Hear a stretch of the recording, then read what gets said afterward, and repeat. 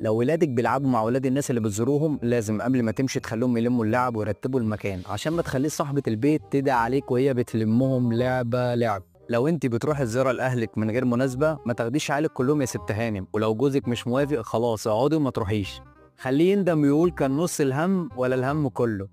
مش لازم تعلقي على كل حاجة في البيت، هي الكنبة دي مش كانت هناك، انت نقلت السرير هنا ليه؟ وجبت السجادة دي امتى وبكام؟ انت رايحة تزوريها مش تحققي معاها. لو الشخصية اللي بتزوريها بيتهم فيه مشكلة بلاش نظام يا عيني يا اختي يا ضنايا الله يكون في عونك حملك كبير معلش مش ناقصاك، ما تزورهاش احسن. لو في امتحانات عند الولاد الغوا الزيارة. احلى حاجة الستات تقعد مع بعض في مكان والرجالة في مكان تاني عشان كله ياخد راحته، ولما تتحكي مع صحباتك زميل جوزك والجيران ما يسمعوش ضحكتك. لو انت المعزومه كلي حتى لو الاكل مش عاجبك، حرام عليكي دي طول النهار واقفه على رجليها ونكدت على جوزها عشان العزومه وسنين، وما تعمليش رقيقه ومش قادره ومعدتش مليانه عارفينك وفاسينك.